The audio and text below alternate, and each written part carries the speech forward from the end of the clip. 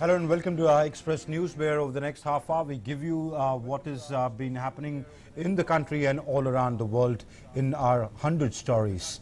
Let's begin. Prime Minister Narendra Modi attends a community event at Hyogo Prefecture Guest House in Kobe.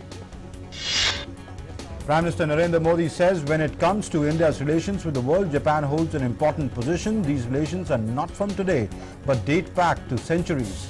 It has harmony and respect for each other's culture in its foundation. Prime Minister Narendra Modi says we managed Cyclone Foni with minimum damage, and the world praised and said that the government machinery, human resource and space technology can be used to perform well. Also, we will launch Chandrayaan-2 by 2022. We are planning to launch India's maiden spaceflight program, Gaganyaan. Slogans of Vande Mataram, Jai Shri Ram raised at the community event at Hyogo Prefecture Guest House in Kobe after conclusion of Prime Minister Narendra Modi's address. Prime Minister Narendra Modi holds bilateral talks with Japanese Prime Minister Shinzo Abe in Osaka. In Japan, Prime Minister Modi thanks Prime Minister Abe for his congratulatory messages on the massive victory at the Lok Sabha polls. Prime Minister Modi says that the world stands witness and appreciates the vibrancy of India's democracy.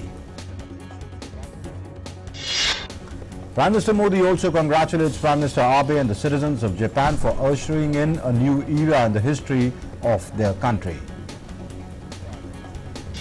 Foreign Secretary Vijay Gokhale says that the Prime Minister and Japanese Prime Minister Shinzo Abe held a very warm and a constructive meeting. Foreign Secretary also says that the two sides lay special emphasis on issues of economic offenders and climate change. Foreign Secretary says that two leaders agreed that a number of meetings would take place, but the most important would be the first 2+2 ministerial meeting. Prime Minister Narendra Modi's Sherpa for G20 summit, Suresh Prabhu, has said that India has been most affected by the menace of terrorism. He added that terrorism is high on the G20 agenda. Suresh Prabhu says that the Prime Minister has always said that a big campaign must be taken up by the world leaders to deal with economic offenders, black money and corruption. Prabhu also says that the summit is a good opportunity for Prime Minister Modi to hold consultations with world leaders on various pressing issues. Prime Minister Narendra Modi greeted by excited and proud young members of the Indian community on his arrival in Osaka.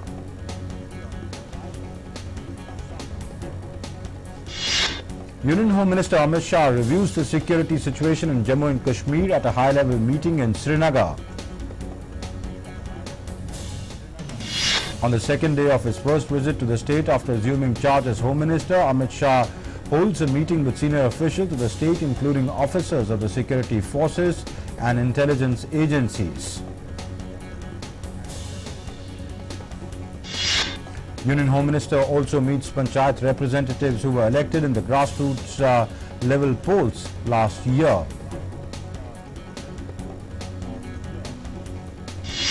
The Panchayat representatives say there is a need to strengthen Panchayats and empower villages in Jammu and Kashmir. The Home Minister also meets representatives of the Gujar Bakarwal community. A delegation of tribal communities also calls on Home Minister Amit Shah. Earlier, the Home Minister visited the family of Jammu and Kashmir Police Inspector Arshad Ahmed Khan, who was martyred in a terror attack in Anantnag on the 2nd of June.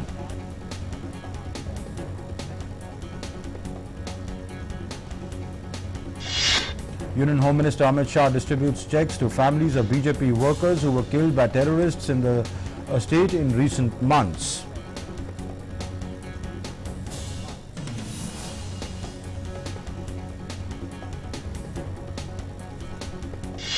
And the Minister Prakash Javadekar has appealed to the people to listen to Prime Minister Narendra Modi's Mann Ki Baat program and encourage others to do so. Prime Minister Narendra Modi congratulates Doordarshan's special program Vartavali on completing 4 years of its inception. Prime Minister Modi sends a congratulatory message. While replying to a question in Rajya Sabha on the Chandrayaan-2, Union Minister Dr. Jitendra Singh says that the mission is an extension of Chandrayaan-1 mission. The Chandrayaan-2 mission is going to be launched on the 15th of July and will land on the moon in September. Replying in Lok Sabha, Union Defence Minister Rajnath Singh says that long-pending demand of defence personnel for the implementation of ORUPEE was fulfilled by the Modi government. He also says that his government is committed to the welfare of defence personnel. Chief Minister of Tamil Nadu K. Palaniswamy lays the foundation stone of desalination plant at Nemmeli in Kanchipuram district. The plant promises to treat 115 million litres a day to meet the requirements of South Chennai. Bombay High Court upholds Maratha reservation given by Maharashtra government. A petition has challenged its constitutional validity.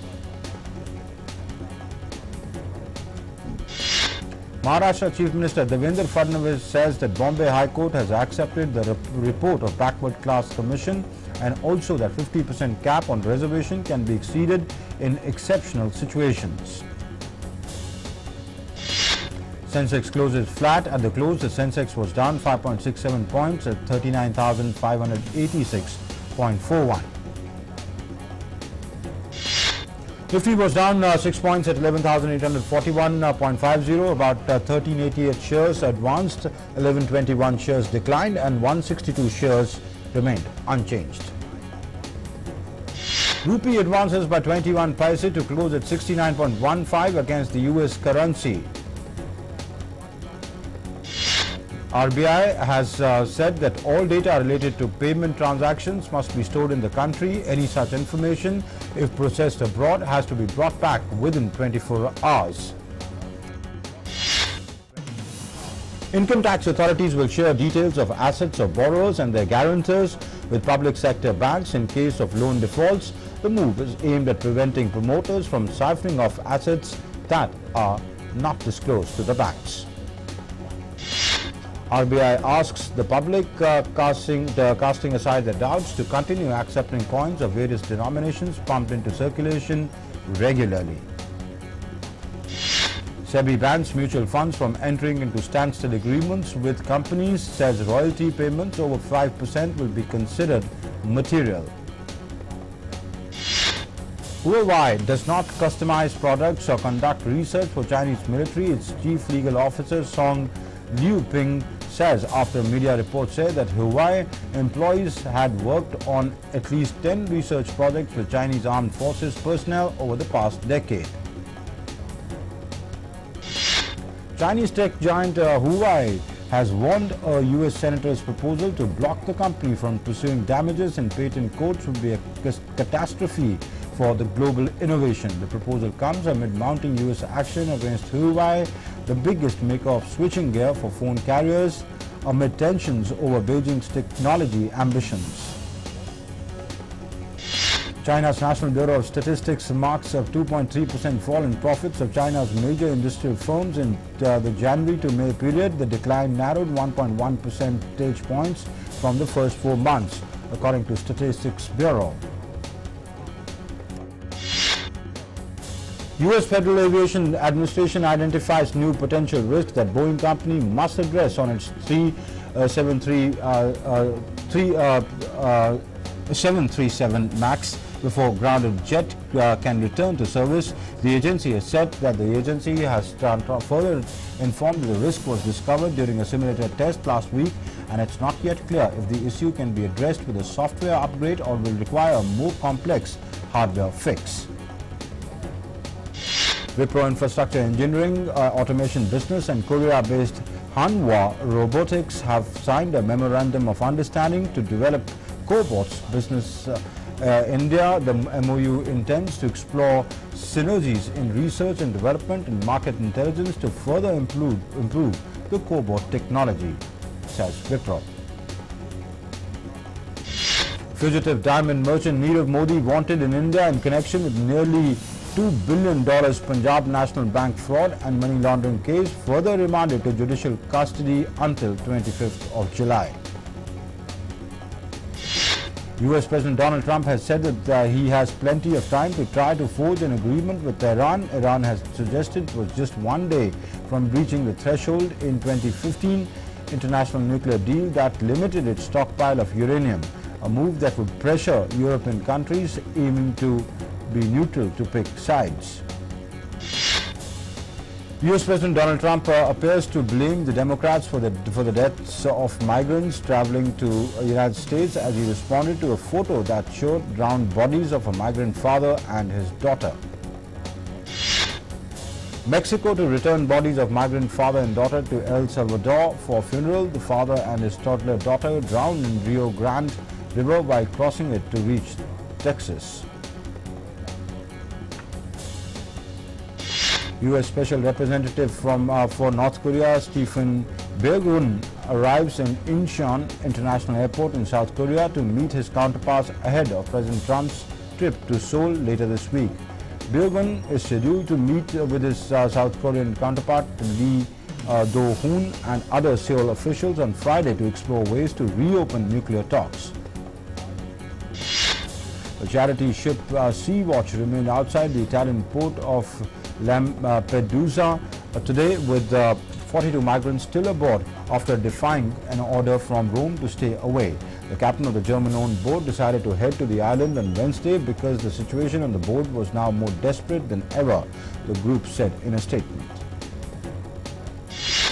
North Korea has warned its neighbor South Korea to stop meddling in nuclear talks between Pyongyang and Washington, denying that South Korean President Moon Jae-in's assertion that dialogue was underway between the two neighbors. Fears have been raised for the welfare of a 29-year-old Australian student, Ike Sigley, who vanished in North Korea under mysterious circumstances. The man, who is a student at Kim Il-sung University in Pyongyang, is feared detained in North Korea. Australia's Finance Minister Matthias Cormann has said that the Australian government is providing consular assistance to the family of the Australian man missing in North Korea. Bangladeshi Prime Minister Sheikh Hasina accuses Myanmar of deliberately delaying the Rohingya repatriation. Replying to a query in the parliament, she says that Bangladesh has signed 3 pacts with Myanmar for the repatriation of the Rohingyas within 2 years. In Venezuela, opposition leader Juan Guaido dismisses the government claims of an attempted coup, says he would continue to call on armed forces to abandon President Nicolas Maduro. The Czech coalition government led by Prime Minister Andrej Babis has survived a no-confidence vote in Parliament over European Union subsidies that were paid to his former business empire. The opposition requested the vote after a preliminary EU report concluded that subsidies amounted to a conflict of interests because he still formally controls the business. Thousands of Gazans protest against the economic workshop organized by the United States and Bahrain for the second day in a row under the title of Peace and Prosperity. The demonstration, which was called for by the High Commission of the Great March of Return, included Palestinian factions. Argentine security forces seized an arsenal of about 1,000 smuggled guns during an operation that also saw the arrest of 17 people and more than 52 raids in Buenos Aires, Santa Fe, Cordoba, Rio Negro and Santiago del Estero, according to Argentina's security ministry. 2 persons were killed and at least 7 injured when an Antonov AN-24 passenger plane carrying 47 people, including crew, made an emergency landing at a regional airport in Russia's Buryatia Republic in Siberia. Heavy rain battered North Greece while high winds hit the south, giving locals a hard time on the 3rd consecutive day today. Lightning, thunder and torrential rain hit Thessaloniki, the largest city in the north of Greece. Some trees fell after being struck by lightning.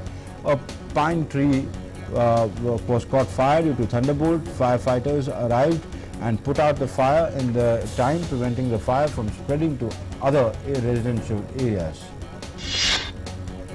A wildfire in northern Spanish region of Catalonia covered around 10,000 acres today, with firefighters warned that the blaze may spread by up to 50,000 acres as the heat wave feeds the flames in the coming days. A whale has been rescued off Queensland coast after it got caught in the nets today. The rescue took over 2 hours to complete, after which the whale was spotted in the early hours of the morning. The United Nations has released a report saying that opioids, which include both heroin and legal pain relievers, were responsible for around 2/3 of drug-related deaths in 2017. A recent study has found that the amount of sugar in a baby's food in their early age is related to children developing sweet tooth. Therefore, it should be restricted, and parents should give their young children more vegetables. Regretting the past can seriously damage your mental health. The emotional can be all-consuming and destructive, and a steady new phase has to be found. A new study has highlighted that the preterm birth can change an infant's brain activity while they are sleeping, and also affects their future brain health. Working out for just 5 minutes can now reduce heart attack risks. Research has found an innovative 5 minutes workout that's not only time efficient but also reduces your heartache risk, helps you think more clearly, and boosts your sports performance. A new research has found that some commonly prescribed drugs for depression, epilepsy, and few other conditions may increase the person's risk of dementia. A recent study has found that a relationship between chemical, that is in a wide array of personal care products, and reduction in bone mineral density. Osteoporosis is a disease that causes weak bones and increased risk of fracture. Reports say that WhatsApp is all set to introduce a feature that will allow users to share status updates to Facebook stories as well, and has been under development. Google to rule out a feature that lets you auto-delete location, web history, and web activity data. You simply have to go to your Google account, My Activity section, and tap on the new Choose to Delete Automatically option.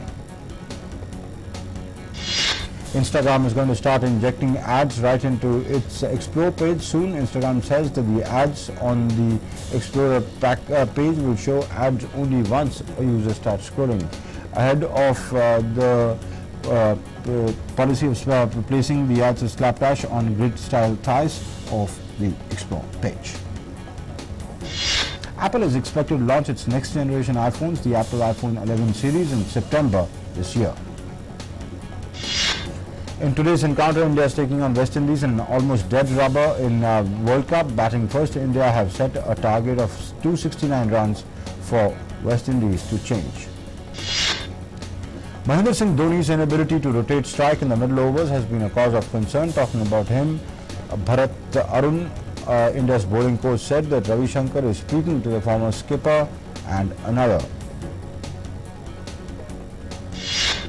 West Indies star Chris Gayle has reversed his Test and ODI retirement plan and clarified that he is not available for home Test series against India. Earlier in February, Gayle had announced to retire from the 2019 ICC World Cup. West Indies skipper Jason Holder is happy to have Chris Gayle around for the for the India series. Gayle announced that he won't hang his boots after the World Cup, and following the Indian series will be his last international. Babar Azam said that Pakistan have the belief that they can cry when they can win the remaining games and reach the world semi-finals. He said that this following the side's victory against New Zealand. The 24-year-old hit a match, winning unbeaten 101 to anchor Pakistan's innings. All-rounder Jimmy Neesham is confident that New Zealand's defeat against Pakistan will not derail their World Cup bid. The 2015 runners-up lost by 6 wickets to a resurgent Pakistan. Pakistan's batting coach Grant Flower feels that Babar Azam has got Virat Kohli's hunger and talent to match his idol's awe-inspiring feats one day. In a must-win match, Babar oozed class on his way to an unbeaten 100, guiding Pakistan to win over New Zealand. In a first, the ICC has acceded to Sri Lankan team's request of allowing them to wear the second-choice yellow jersey for the remaining World Cup games, as they consider it to be lucky after winning against England. The ICC has introduced second-choice jersey for each team in the competition, where one team will be considered home and the other away. Steve Waugh has said that Australia are gathering confidence and momentum exactly at the right time after their comprehensive victory against hosts England guaranteed their place in the World Cup semi-finals. Indian cricket legend Sachin Tendulkar is suing an Australian sporting goods manufacturer for allegedly failing to pay him millions of dollars under an exclusive licensing agreement.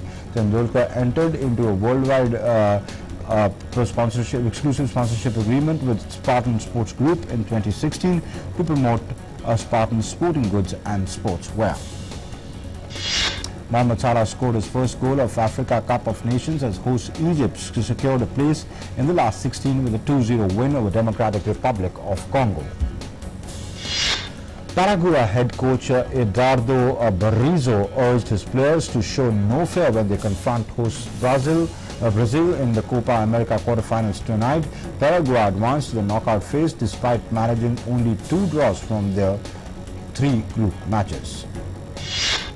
Indian Olympic Association President Narendra Batra has been elected as the member of the International Olympic Committee. Batra was elected to a prestigious seat during the IOC session at Lausanne. He was elected with 58 votes out of 62.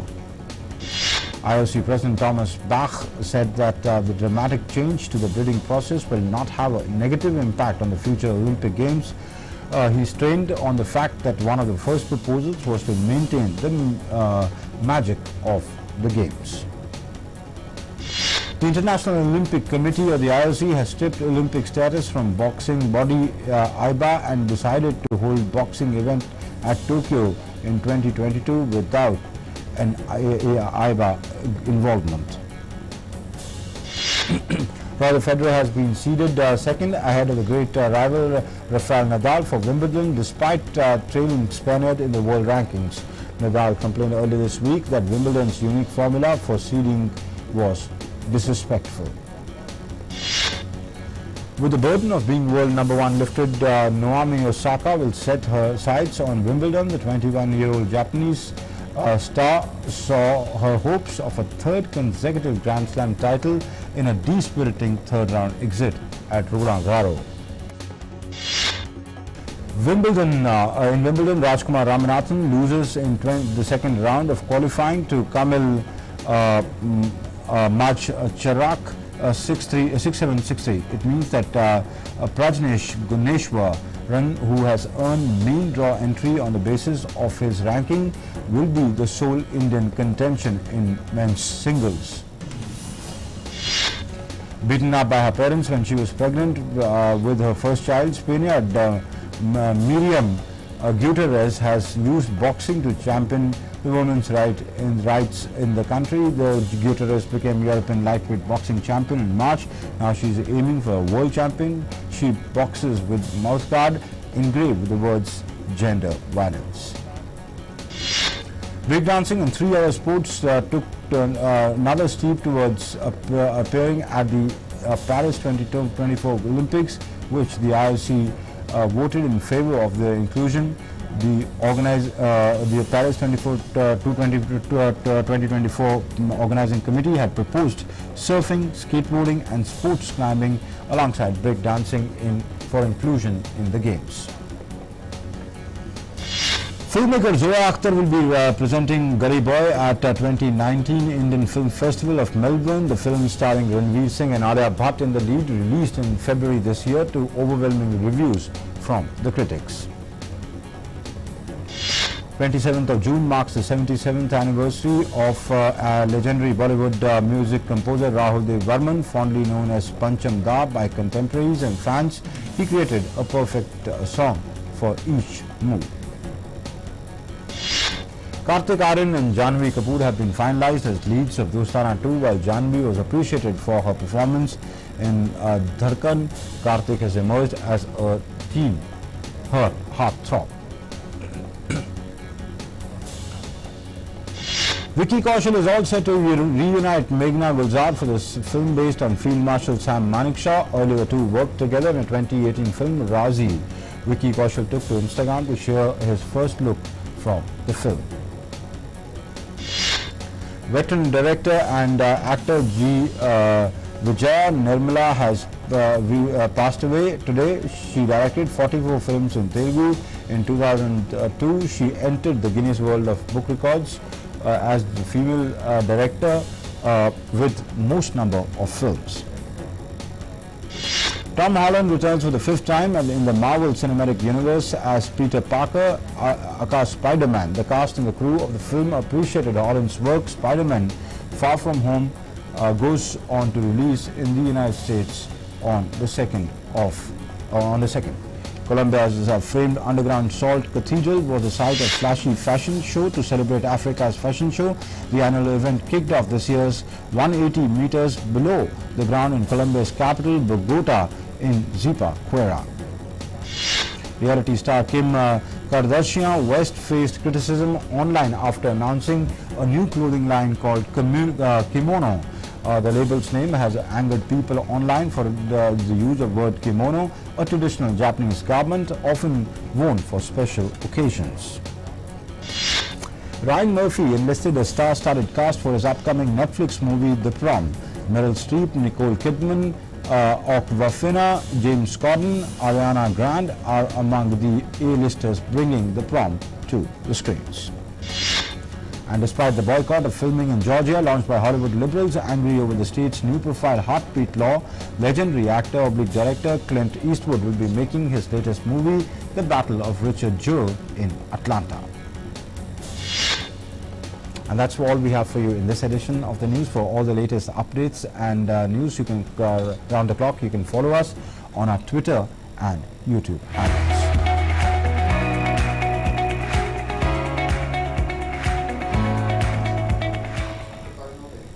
Thanks for watching. Namaskar.